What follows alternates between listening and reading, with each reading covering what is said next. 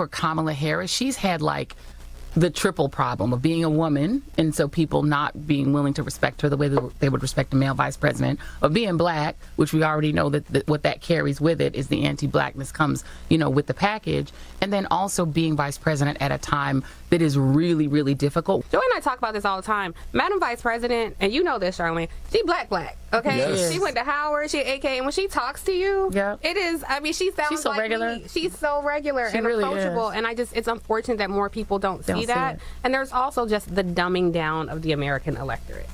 We could go on and on. We could read excerpts from Tiffany Cross's book, which are brimming with racial hostility. We could play you a million clips from Joy Reid, which are exactly the same, filled with open racial hostility. But you get the point. And if you don't believe us, just go ahead and tune into MSNBC. But it's not really about that channel or those hosts. It's about a society that thinks that's okay.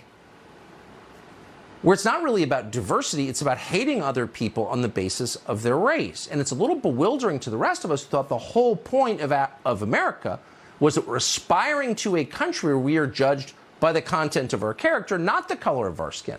And all of a sudden, racial reductionists don't simply have the floor and the platform on cable news shows, but have apparently the unquestioning support of the biggest telecommunications company in the United States. What does that say about the country and its leadership? Jason Whitlock is the host of Fearless. He joins us to respond tonight. Jason Whitlock, thanks so much for coming on. This seems, and I'll just be honest, as noted, I didn't really know this was happening. I'm not all that interested in hearing people talk about race, and I'm definitely not interested in watching that channel. But once you do watch it, you think, how can this be happening and nobody says anything? Tucker, it's pervasive across corporate media. It's pervasive in the sports world. It's one of the reasons why I left ESPN and Fox Sports, to be quite frank with you, and wanted to do my own independent thing because of the way that we talk about race in the corporate media. Is very unhealthy. It's very toxic. It's intended. People have been bought and paid for to undermine this country. Tiffany Cross, Joy Reid, any of the other people doing this type stuff, they know exactly what they're doing. They're doing exactly what they're told to do. They're planting the seeds to make people believe that the American experiment is a failure and the Constitution needs to be rewritten. That's right. And they're using race as their disguise. That's the entire agenda here. They're not hiding it. America is a failure in their mind because the outcomes don't meet their demographic criteria or quotas. And so all of this is to bait all of us into a race war and distract us from an attack on America, its Constitution, and primarily it's an attack on God. People get upset that, I don't like Christian nationalism. This country was founded on biblical principles. Period. End of story.